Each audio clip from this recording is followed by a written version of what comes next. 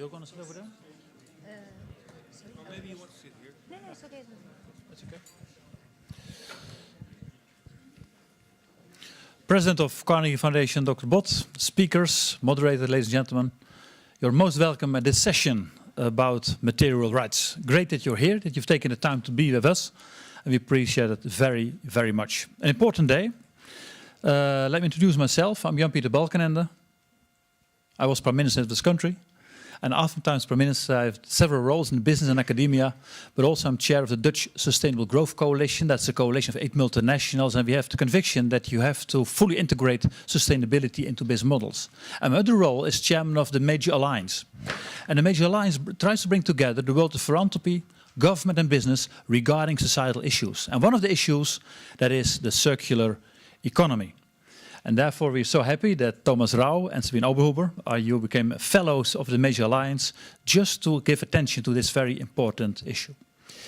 And ladies and gentlemen, you just heard about the music. Later on you will hear something completely different, and then you will see, oh, this has to do with disruption. We are living in a time of huge challenges. Sometimes you can be worried. I talked with Nina about Brexit. We talked about trade wars. You have wars in the world. Hunger, it's all there. But also there is a kind of positive agenda worldwide. I think the Sustainable Development Goals of the United Nations, the issue of climate change and the issue of circular economy are an agenda of hope. This is about quality of life for next generations. If we would continue to produce and consume in the way we're doing now, then we know there will be no future for next generations. And we cannot afford to let that happen. And that's the reason why it's so important to talk about changing a linear economy into a circular economy. That's really key. I think this is an agenda of hope and we need it. We consider the Netherlands to be a country that we really can play a leading role. That has to do with our knowledge, with the willingness to cooperate, the entrepreneurial spirit. And the good thing of a circular economy is it has to do with working on a better world, but also to do business in another way. All these things are connected with the idea of the circular economy. And we consider that the Netherlands could be a circular hotspot. And there's an organization called the Platform on Accelerating the Circular Economy, PACE, and we try to get that organization here in the Netherlands. The Major Alliance, we are very active to do that, and I think we are on a good track at the moment. Talking about material rights, I think Thomas and Sabine, you played a very important role to say we have to change the world. And it's good that we have this meeting here in this building, the Peace Palace. And the Peace Palace has to do with the United Nations. It has to do with the global mindset. This palace was built in 1913. We got in the United Nations, we had the Universal Declaration of Human Rights in 1948, and now you are the guys who have said we should now talk about the Universal Declaration of Material Rights. And that is what we're going to discuss today. So I'm very happy we have great speakers. And it's also my honor to introduce our moderator, Nina dos Santos, half Dutch, half English. I expect a big applause now, but okay.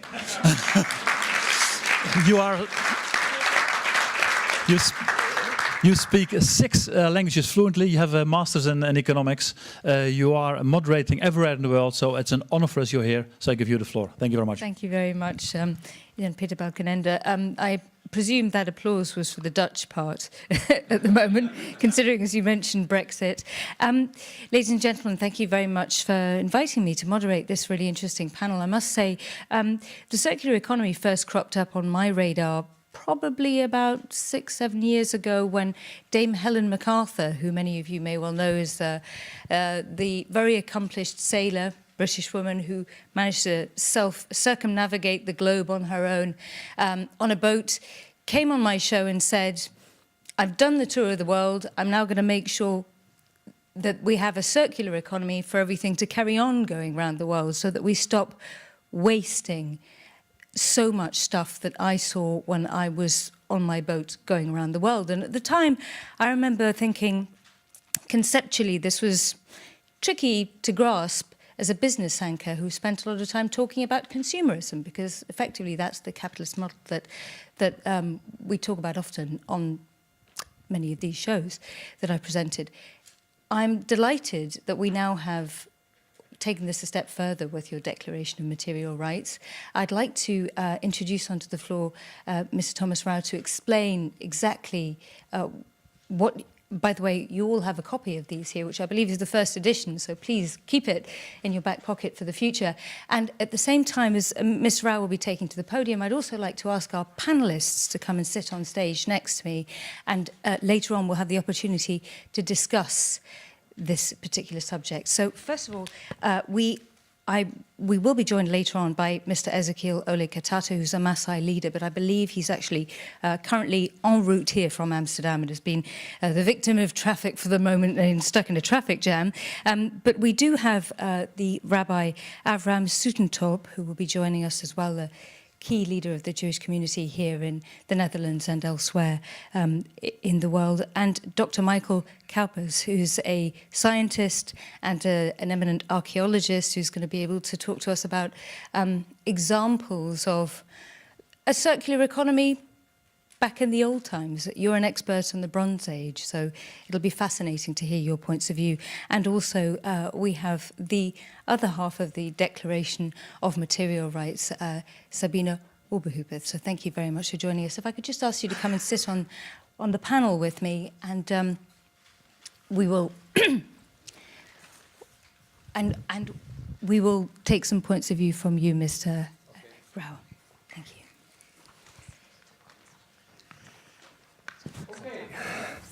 Good afternoon. My name is Thomas Rao. I'm an architect. First, my wife and me, we want to thank you, the Carnegie Foundation and the major alliance, to make it possible to be here today. And this is the very first moment that we make the Universal Declaration of Material Rights, and that we can make it public. So maybe afterwards we say maybe this was maybe a historical moment. You never know. But I don't want to tell you anything about the material rights. I think this is really boring, and you have a booklet and you can read it. Maybe it's more important how did we get there? Because we started 7 years ago another architecture office. Hello. Another architecture office, and it's about the architecture of a new economical system. Because we all know it makes no sense to optimize this system, because we know we have to change the system. And how can we change the system? And we were thinking about the architecture from the new system. And one of those architectural elements and the result of it are the Universal Declaration of Material Rights. So I want to invite you just for a small journey, a mental journey, to see, okay, how did they get there? And let's start with this. I mean, we know all the conference in Paris. I know everybody is very happy with this, I know. I'm not so happy.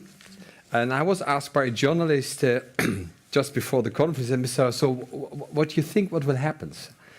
I think the worst what can happen is an agreement. Because an agreement means we write down what is possible. But we have to write down what is necessary. And at that time, Sabine, she doesn't like it, we had a very small conflict in our relation. And she said, Thomas, you know, I'm really fed up of you. If you don't change, I will leave this relation. So think about it.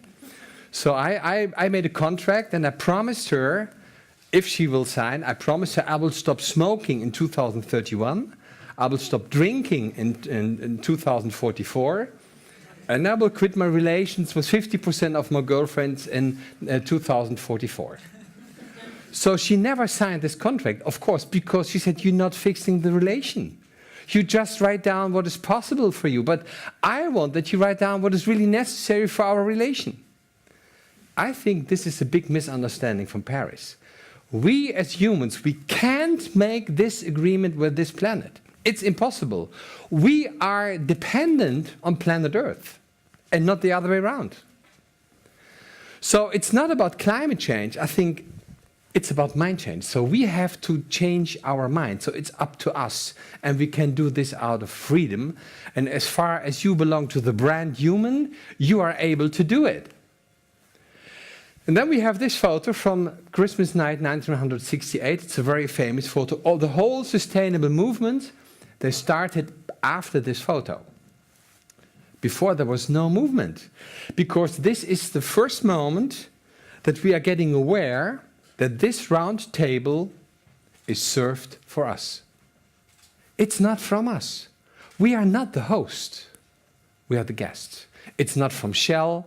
It's not from Apple. It's from no one. The owner of this round table, at least, is the planet by himself. So we have to facilitate to be guests on planet Earth. The Pope, he has written a very famous book, maybe you know it, Laudato Si, and he's calling it Our Common Home. So, but if you're a guest somewhere, no, it doesn't work, let's see. No. Maybe the battery is... Okay, so if you can do it, that's not working. So if we are guests somewhere, so let's figure out what are the rules of the house where we are guests. One of the rules is our being is temporary. And if you're getting older and older, you realize, oh yeah, it's really true. Our being is temporary. But the interesting thing is everything on planet Earth is temporary. Nothing is permanent. The only thing, next please, the only thing what is permanent are the consequences. Because if we are not here anymore, everybody after us will be confronted with the permanent consequences of the fact that you have been here right now. Next. So we have to steer on the permanent consequences of temporary. And you know exactly what I mean. Everything is temporary, but the consequences are permanent. So that means we have to think ahead. We have to realize what are the permanent consequences if I'm acting in this way right now. What does it mean for, let's say, for the next 7 generations? And the Indians, if they take the conclusion, oh, no, it's just good for 5 generations and not for 6, they don't do it. And we just even do it if it's just okay for 1 weekend. So we don't care. And the other thing is that we don't know the future. So how can we do something for the future if we don't know the future? And everything is temporary, so the only thing we can do is we can organize options with future. An option means it's temporary, everything is temporary, and with future means I have to organize this option in a way that everything what I need to organize this option will be available for 100% when we finish the option. Why is this so important? Because the Earth is a closed system. We have all different kind of closed system, but I think this is the biggest closed system we can think. And what does it mean, a closed system? In a closed system, there's no unlimited physical growth. I mean, what you have, you have.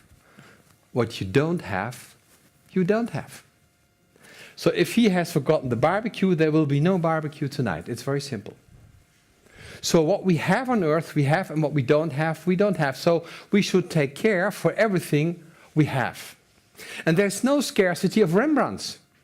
There's no scarcity of Van Goghs. There is no scarcity of material. There is no scarcity of Rembrandts because it's a limited edition. And if everything is limited in a closed system, that means material supplies are limited edition. We have no scarcity. Scarcity doesn't exist. I mean, if you have what you have, there's no scarcity. Or do you have any scarcity in your smartphone? No. Everything is in the smartphone what you need of what it needs to be a smartphone. So now the conclusion, it's a closed system. Everything is temporary. We should organize options. And there's no physical growth. And if there's no physical growth, we have to facilitate all the limited additions in an unlimited way. And to organize this, we need an unlimited source. Let's have a look to the nature. I mean, the nature is brilliant, of course. And the sun, the sun is talking every year to the apple tree. It said, apple tree, your apples are so delicious.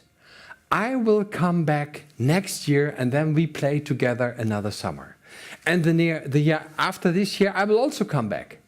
That means the unlimited source sun makes the limited processes in nature unlimited available. We call this the seasons. Very simple. And then the question is, what is then the unlimited source for the limited editions, which we are using to make a chair, a building, shoes, a television, whatever. For all this stuff, we are using those limited editions. And the unlimited source for those limited editions is data. Because if a material has a data, it has an identity. If you have an identity, you know where it is. And if you know where it is, it's always available. So data is, let's say, the sun of the second nature. Then we have a next aspect, it's waste. So what is waste? In fact, waste doesn't exist. Waste is a material without identity. So, and then we thought, okay, maybe if it's possible to give every material a documented identity, it could never be waste. So we can eliminate waste by giving all materials a documented and archived identity. So we started 7 years ago in our architecture office. So we had the first project. So we started what we call the material passports. So we were writing down for every building what kind of steel, where is it coming from, how much is it, where is it, how much in this room, just to write down what is the identity of the material. We are used to write off financially. But if you write off, then you suggest it has no value. But in a closed system, everything's valuable. Nothing in this closed system is worthless. Maybe we don't understand it. Maybe we can't see the value of it, but it's never worthless. So we were introducing the material passport, so we were documenting the identity. And then we said, okay, maybe this is a good idea. And did it happen somewhere else before? Because we want to make this idea bigger and bigger.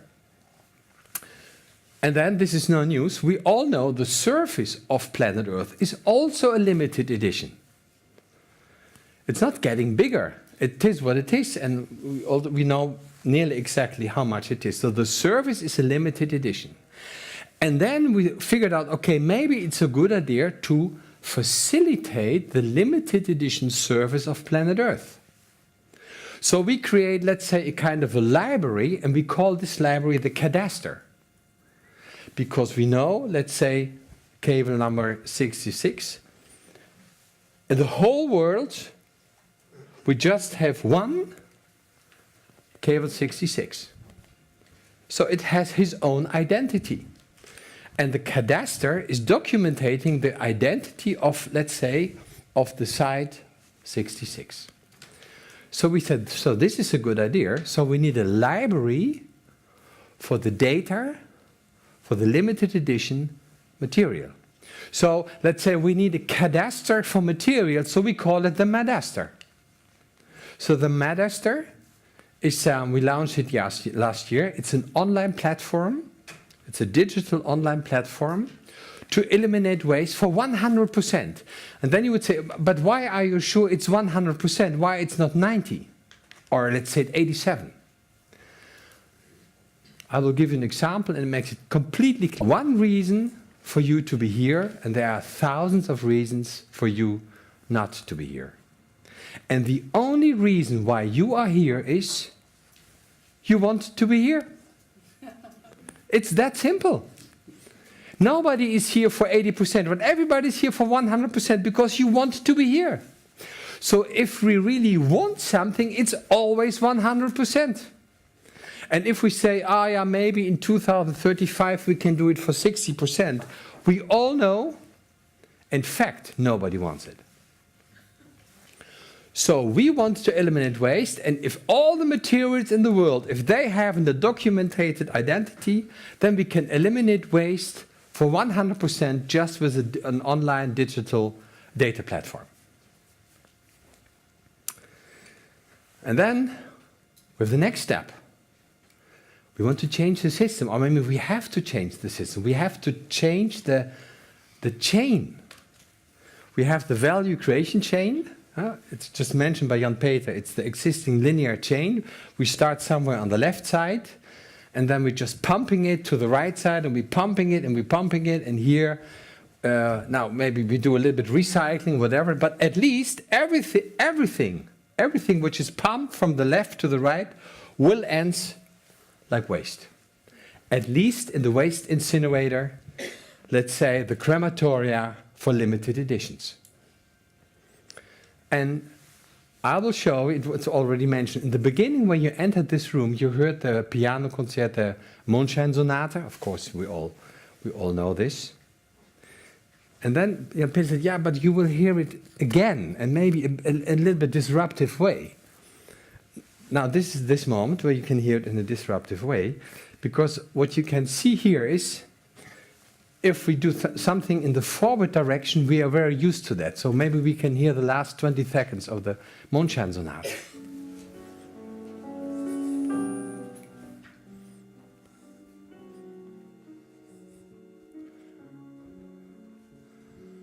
So we're just in this flow, right? So we go to something.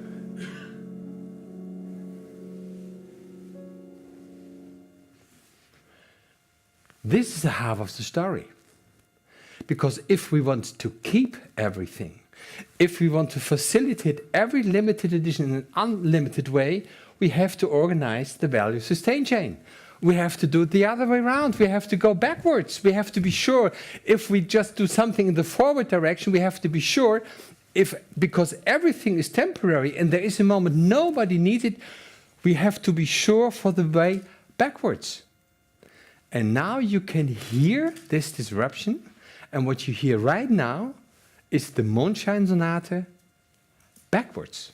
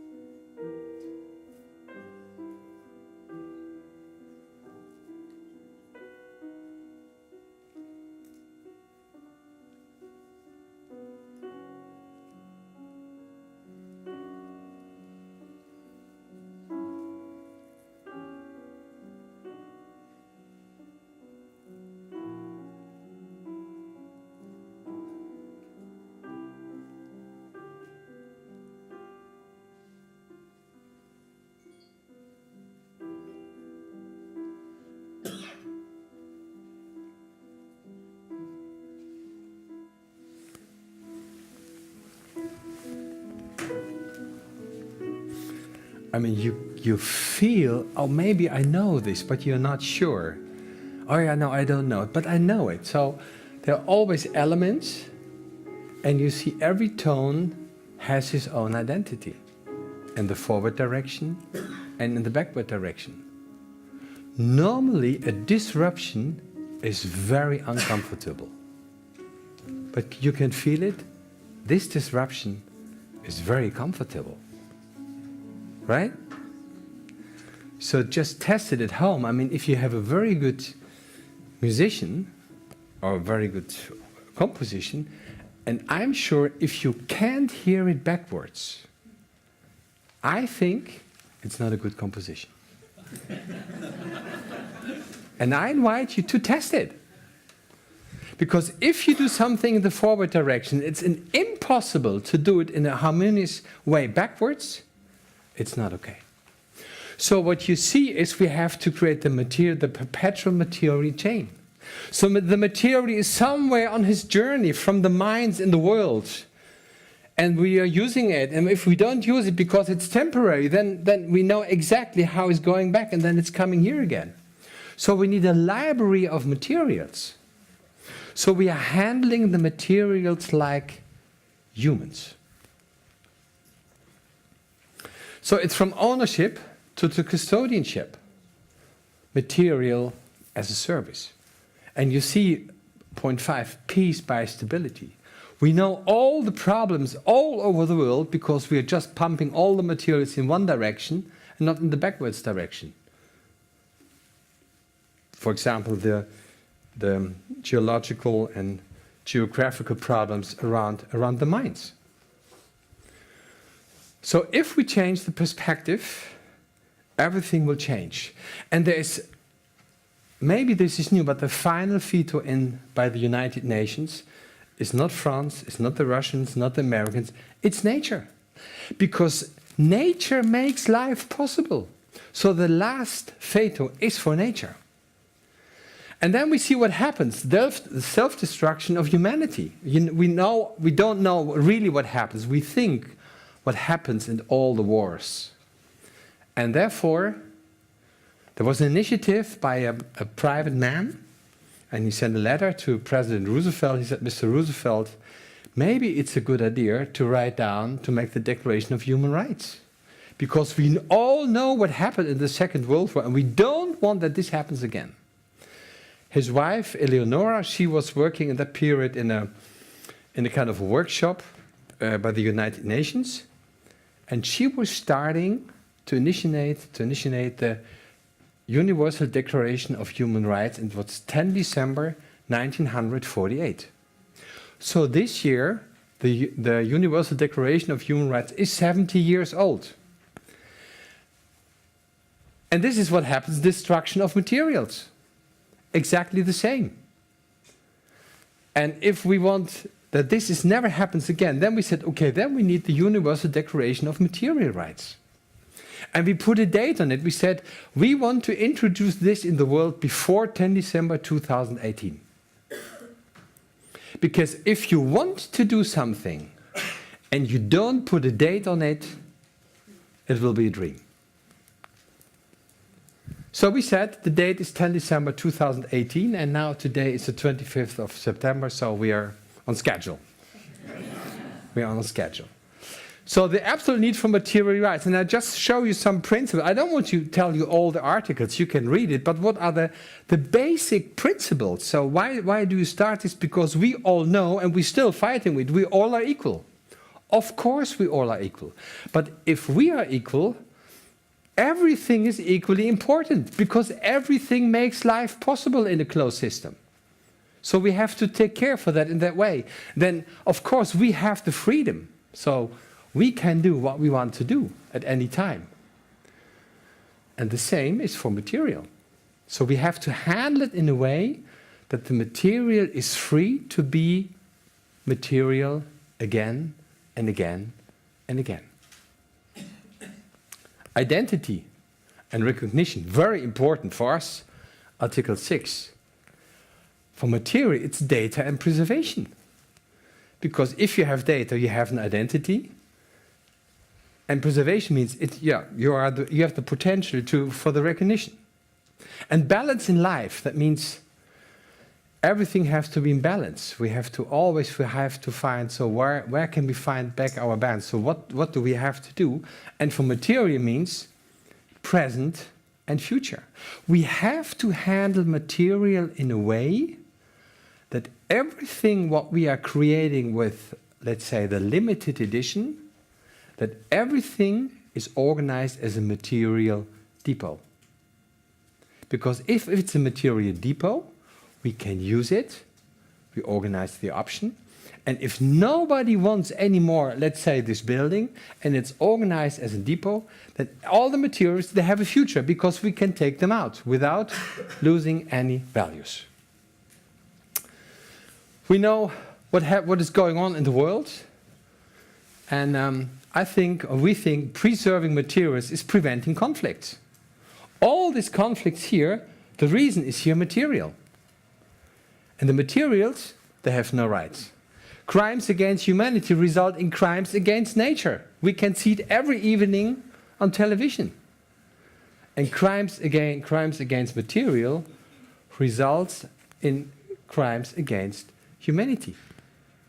So you see, we are very, very close connected with material. What happens to the material, it happens to us. And what happens to us, what happens to the material. So we think we don't really need a new system. I mean, the system is just the tool. But what we need is a new relation. We need a new relation with planet Earth. And the United Nations, they took the initiative for the 17 SDGs because they said, okay, we have to reorganize the relation between humans. And I think this is really a brilliant idea, those 17 SDGs. But to be honest, we think we're still missing one, and the most important one. And that's the 18th SDG. And the 18th SDG is the reason why we want to reorganize the relation between humans. And it's the goal. It's a new relationship between everything what makes life possible. It's about attitude in human. It's about the new relation between us and planet Earth. And to organize this, we think that we need the Universal Declaration of Material Rights.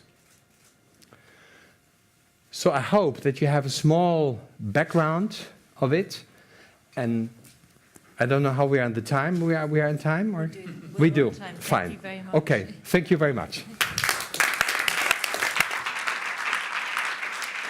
Thank you, Thomas Rau. Time is also a finite resource, is it not?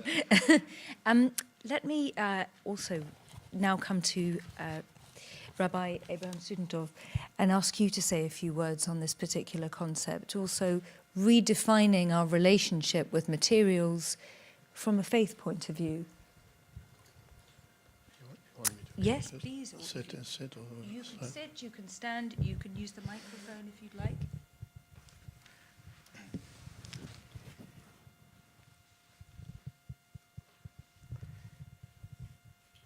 We stand at a critical moment of Earth history, when humanity must choose its future.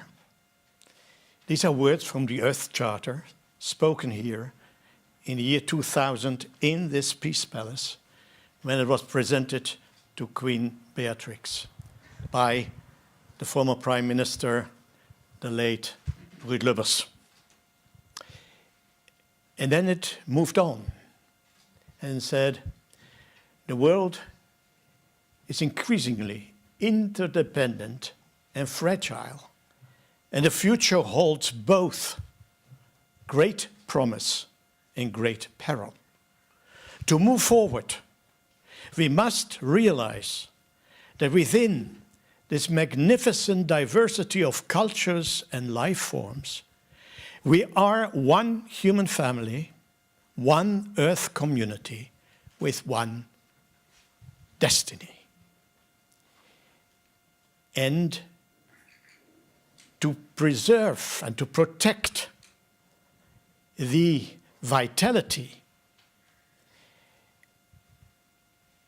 and the beauty and diversity of the Earth is a sacred trust. We made a choice. Just a coincidence, you would call that. A few months later, humanity went on an audacious journey, the Millennium Development Goals. And it was a very positive journey. Many of the goals were almost reached.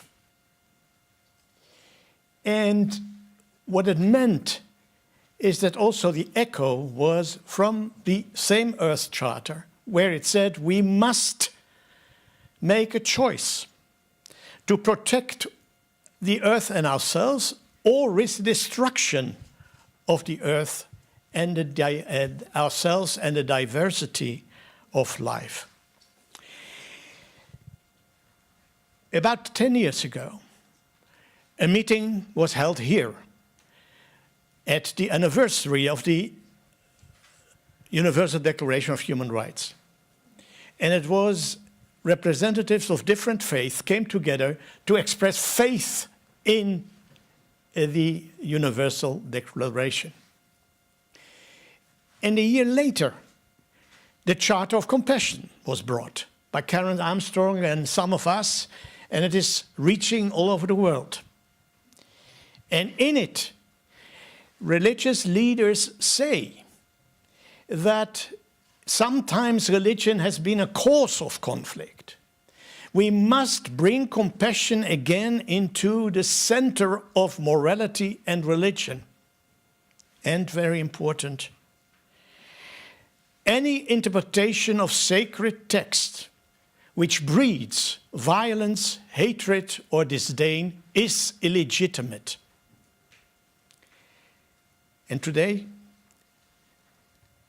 we are here. I was quite impressed when I read something that I didn't know. The attempt had not reached me, while I was in many other circles, and realized that in this interdependent world, we sometimes don't know and don't see each other. It's a very strange paradox. And I'm very struck by the same spirit. You know, I am filled with hope. I am very impressed with the Accords of Paris. They're not enough, but thank God they're there. And in what faith says, there is something that's in addition, which is sometimes overlooked. We are undergoing in religion a quiet revolution. More and more representatives of all faith realize a basic truth, that we desperately need each other to reach the common goal of justice and peace. Just 2 weeks ago, I was in a conference in the Vatican, the Pontifical Scientific Commission, about safe food and food security, with members of the FAO and large companies and scientists.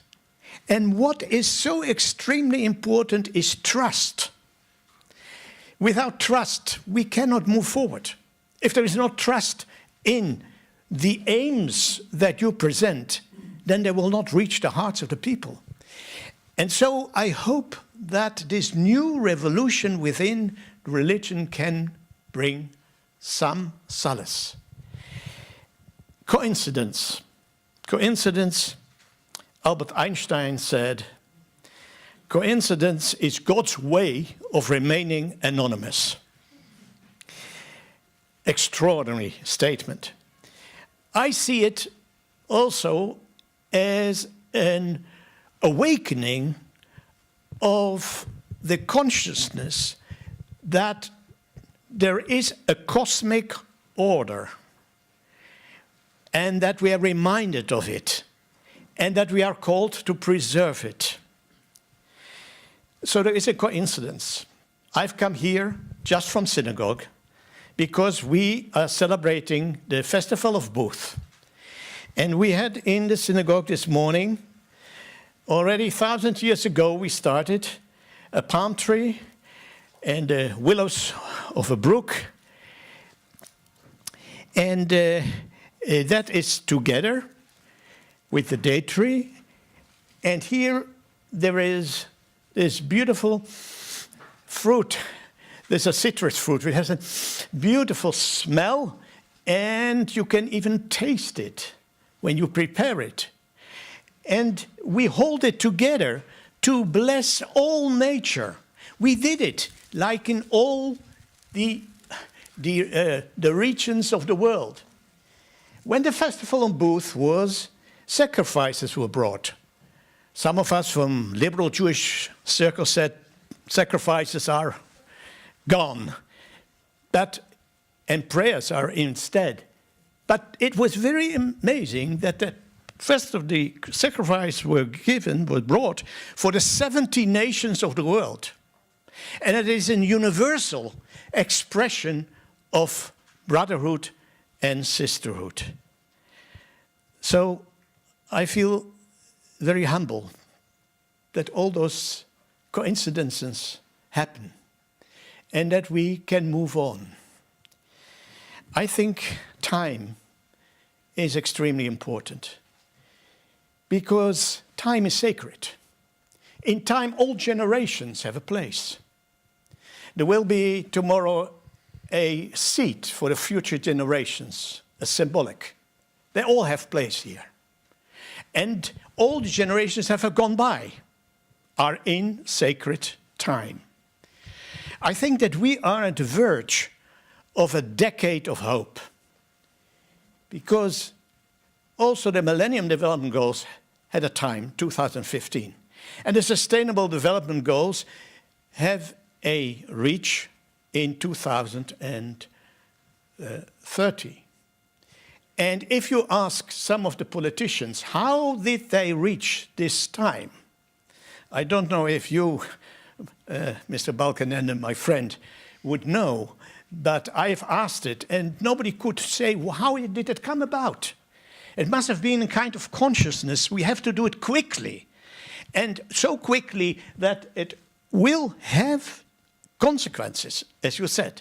And one of the consequences will be that nations will have, in order to reach this goal, in some way to take measures that seem to contravene national self-interest in order to rescue and safeguard everything. I think we can speak about this sacred time. And when you spoke, it was struck that some of the ideas are in Scripture. Because in Leviticus 25:23, it says, "The earth is mine. You are just temporary residents with me." That there in the 25th, there is also welcome. Welcome.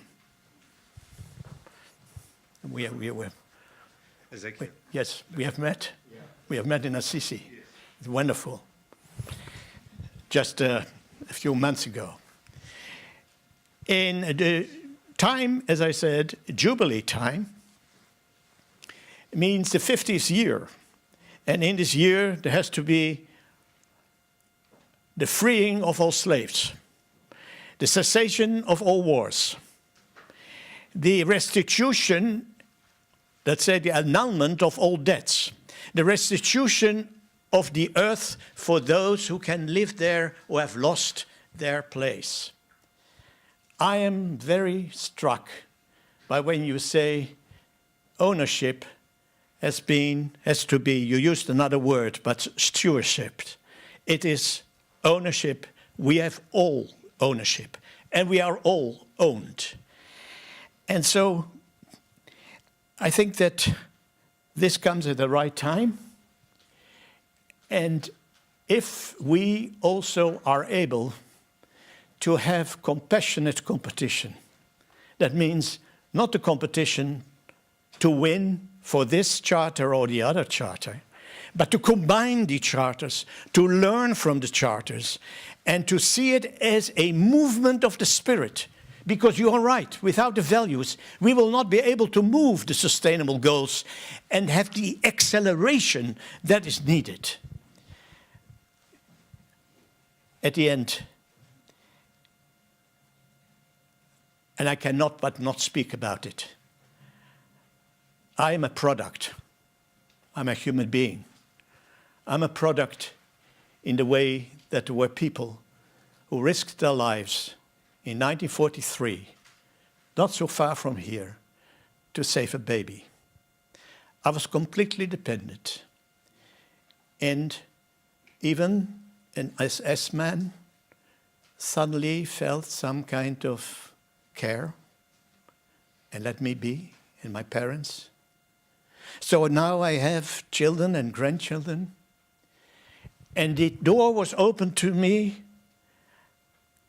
and I feel that now you, all of us, have this door in our hands. The babies are looking through this door. Therefore, everything that you have said and that we are considering today, people's lives depend on it. And materials that are integral part of the fabric of life, as you express, is also our sacred trust. May we be able to share our conscience, to form a council of conscience, to be custodians together, so that what we wish with all our heart and spirit, and we want it, that it will be done. Thank you. Rabbi Sutentorp, thank you very much for those impassioned views. Can I now invite Ezekiel Olekatato for the Masai onto the stage as well to join us, the Masai leader. And also we have a member of one of the youngest members of the audience with us to represent the future as well, Taco. Yes? Great. So now we'll get into the panel. If it's all right with everybody in the room, I may ditch the microphone because not everybody has one here, and passing it around 5 people is going to get complicated. Ah, you need it for the live stream. So we need to pass it, do we? Okay, great.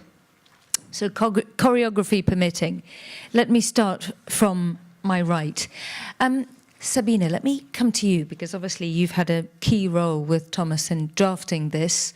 All 30 clauses. They mirror, on the one hand, the UN Declaration of Human Rights, which was signed, 70 years ago, so it's an important year. Which one of these is the most important, would you say, for you personally, when it comes to material rights? I'll give you the microphone for the live stream. I think what I particularly like is the preamble, and I think the rabbi already quoted what I think is most important. We have to realize that materials are part and the fundament of the fabric of life, and without them we will not be able to sustain life on this planet. But if you had to pick one? If I had to pick, which one is this is yes, it's the preamble, but it's also an integral part of the declaration. So, yes. Sorry, this is going to get difficult with the microphone. Let me come to you, Mr. Katate. As you probably heard some of Rabbi Sutentorp's intervention there, how do you feel about the need for a universal declaration of material rights? Do you think that this is the right expression of our relationship with our environment? Is there, from the Masai community, a particular material right resource that you think needs to be protected, first and foremost, water, a particular resource? Oh, you have a microphone. Yeah. Oh, thank you very much, and sorry for being late. We were held up in a very big traffic, an accident somewhere, but finally we are here. That's the most important thing. Yes, I think talking about material rights from the perspective, first of all, of Masai people, of course, we are talking about materials, and it's not a new thing. It's been with us, and we depend on it. It's part of our life.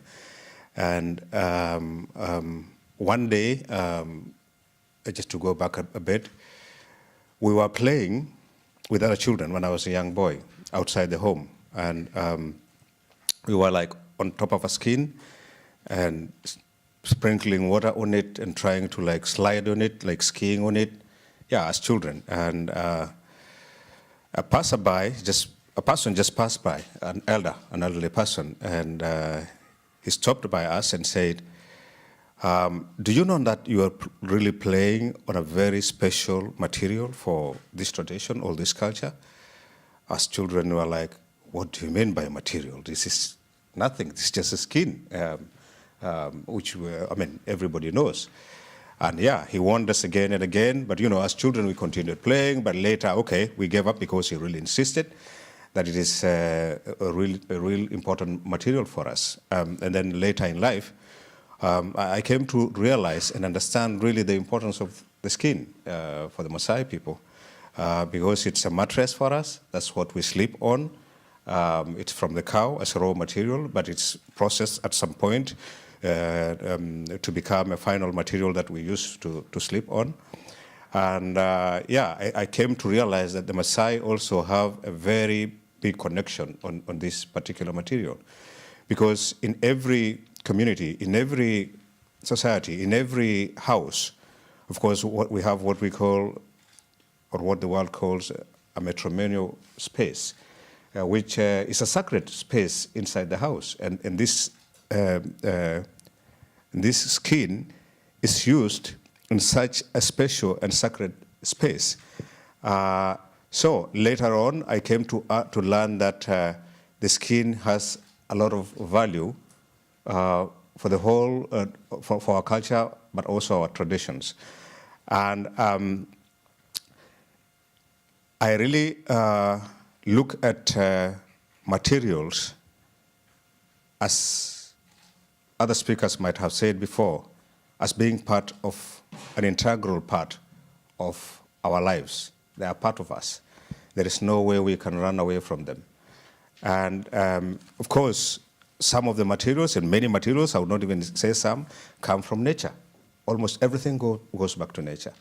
And I don't think there is a moment where you can separate, you can stand and try to separate materials from nature.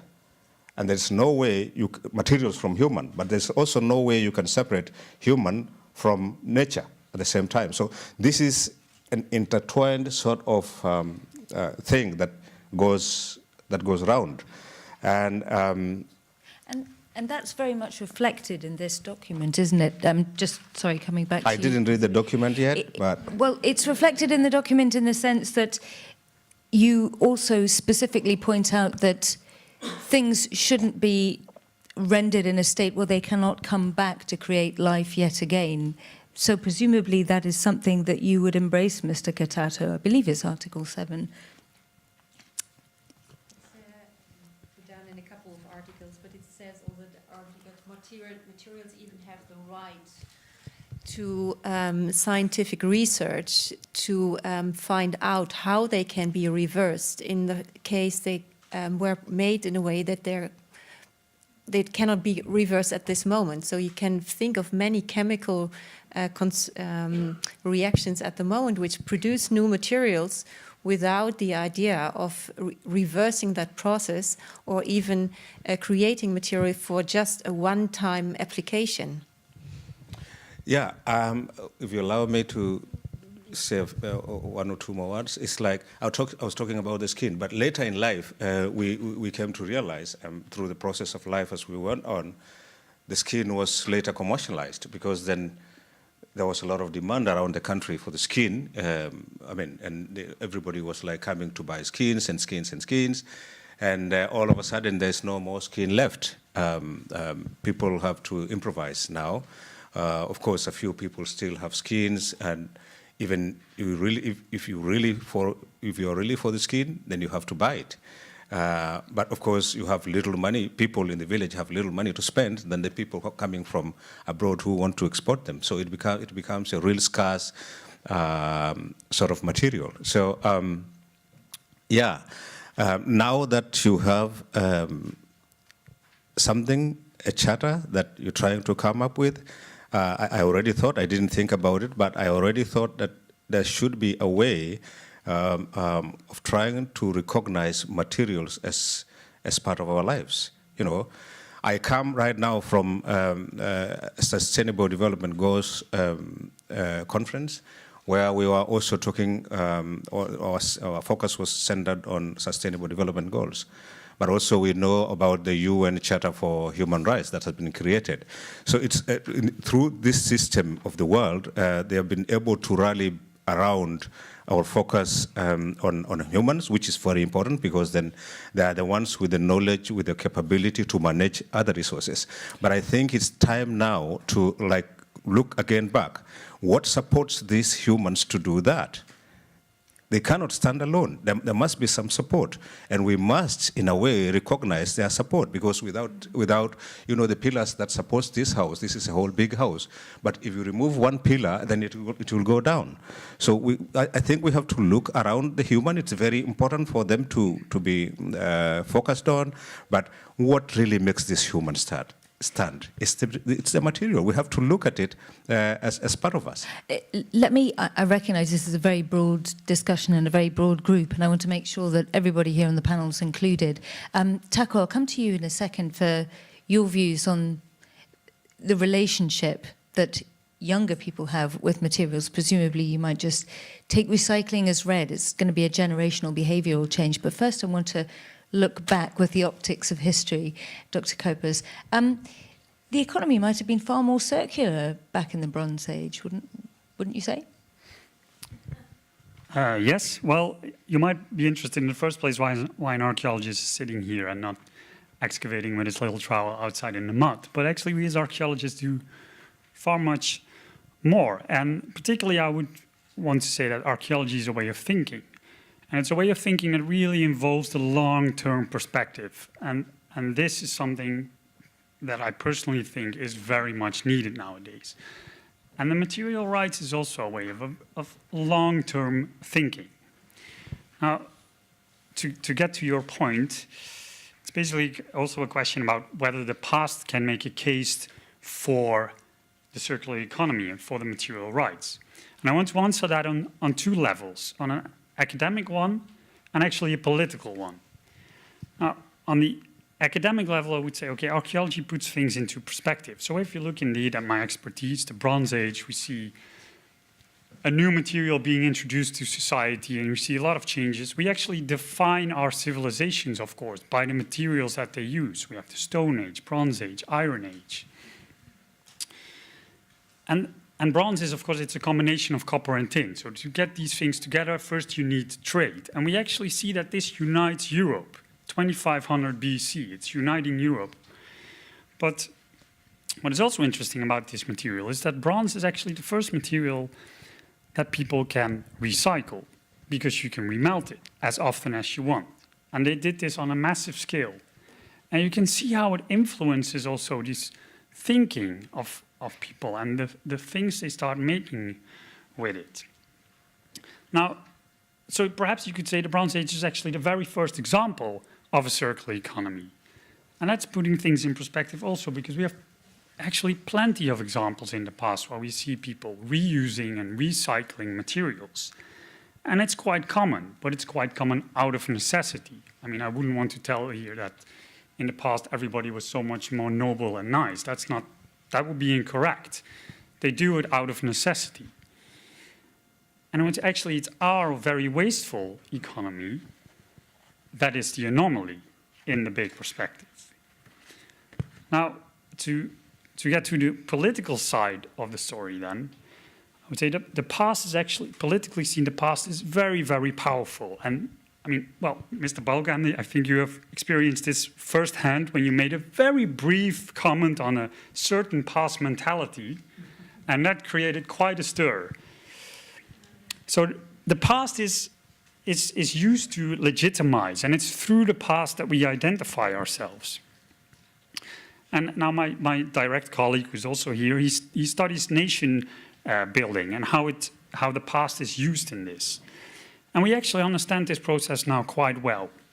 So I would suggest, what if we take this knowledge and use it to help Europe along? And my suggestion would be to sort of make a narrative about European craftsmanship. It's a way of branding Europe, but it's also a way of defining a modern type of craftsmanship that entails these values that are important for the circular economy. Durability, sustainability, excellence. And it will actually build the story and the narrative that the circular economy and that this declaration needs. And you can root this in the past, and that makes it very powerful when you can root something in the past. And just to give you an example of how deep this history goes back of craftsmanship, one of my colleagues in Leiden is doing excavations in France. It's a Neanderthal site. It's 40,000 years old. So we're speaking of our nearest cousins, the Neanderthal. They found a little tool made of a rib, a bovine rib. And that was used for leatherworking. Now, interestingly, if you would go to France nowadays and you go to the Hermès factory where they make these exclusive leather bags, they use exactly the same tool. It's exactly the same tool. And if you speak to these craftspeople, they say it has to be made of a cow's rib. That's why it works. So that in itself is fascinating, and it shows the deep roots of craftsmanship. But it means something else. It also means that if I would be able to put a Neanderthal and this modern craftswoman working with leather together, they would be able to communicate. Not through language, of course, but through the material, because they understand each other's craft. And that, to me, also is a very powerful statement of showing the importance of materials. It certainly is. Thank you very much for that. Taco, let me ask you as a younger person, is your relationship with sustainability, materials and craftsmanship that'll last, do you think it's different from the generation of your parents? It's a very good question. First of all, I think yes. First of all, because a pattern I see is that the education that people now get is very much focused on sustainability and a much more forward look on how can we prevent issues from happening to our planet. So I'd say yes, because our education is very much adapted to giving students and the youth the ability to solve future issues. So let me ask you just, I'll be loud. Let me ask you just as a tangible example. When you buy something, does it make it more attractive if you know A, that it's recyclable, B, that it's a material that's ethically sourced, that's going to be left in a state where it can go back and create life as per this declaration? That has an intrinsic value to you? Yes, I think it certainly has, because our education teaches us what is currently happening to our planet, what is going to happen, and where these issues have come from, being global warming. And I think because it's, in a certain sense, implemented into our minds of the youth through education, I think there's very much a consciousness when buying stuff that it has the ability to be used sustainably. Sabina, this is going to take a generational change to move away from the sort of traditional make, and then waste capitalist type linear model economy. It's going to take a long time. What really do you think it'll take, and how much time do you think it'll take? I think actually it can be done much quicker than we think now. If you see how societal changes can happen in a very fast way. I was studying with my son what had happened in the 60s and how the society of the 60s was formed. And we went through a text where he was reading a lot of things which were so normal to him that he couldn't understand why he should analyze this text.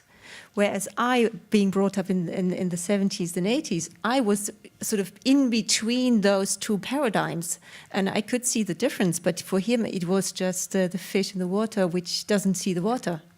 So this will get its own momentum going. Yes. Rabbi Sudendorp, please. Well, I think that it can be done very, very quickly, and that's with you, with the younger generation, and with the lessons from the past and the vision and the passion of the future. I think that, again, in religions, what I mean is religious leaders like the Pope with his declaration, but we can do much more, is to say to all the billions who are still in this value system, at least within a feeling of eternity and responsibility, to say this 10 years that are coming are crucial for the future of humanity. And therefore, this is sacred time. This is Jubilee time. This is Kairos. And one other thing is, and it struck me again, that with the Earth Charter, a definition of peace, it says, recognize that peace is wholeness created by right relationships between oneself, other persons, other cultures, other life, the earth, and the greater wholeness of which all are part. And I think that this Peace Palace, and therefore I'm also very touched to be here, it is a building. It came about and it could not prevent the wars, genocide, but it was not useless. It's still here. And it is recycled. And it is now a fountain of inspiration. And this can be one of the pilgrimage places in a modern sense. And therefore, yes, I realize why I am out of time.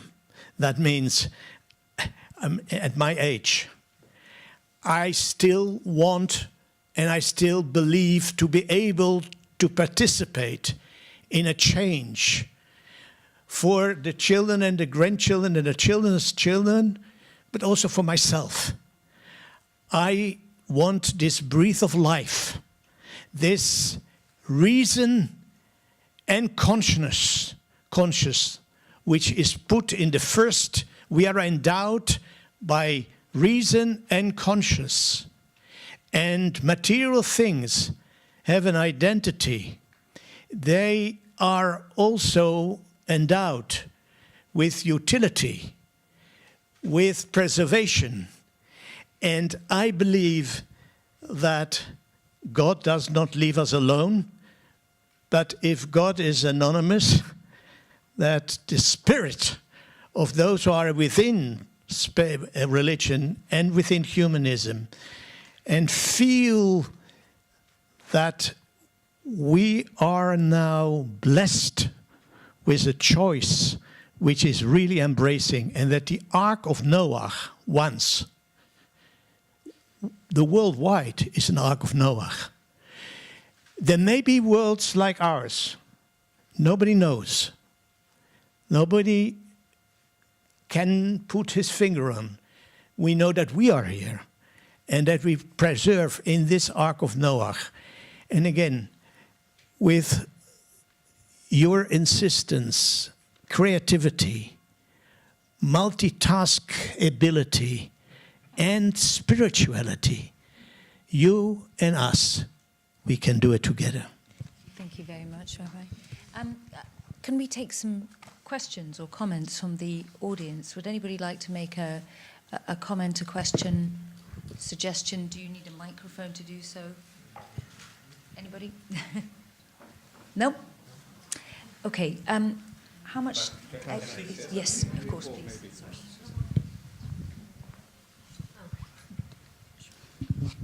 Hello, my name is Marion Aubry.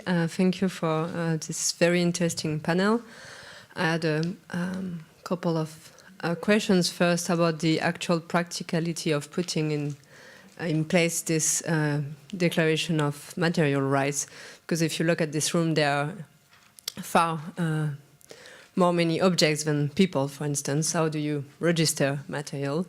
And I was interested also in your views about the concept of upcycling and cradle to cradle, and how we can actually design material for them to become biodegradable and to be more easily reused or transformed into new products.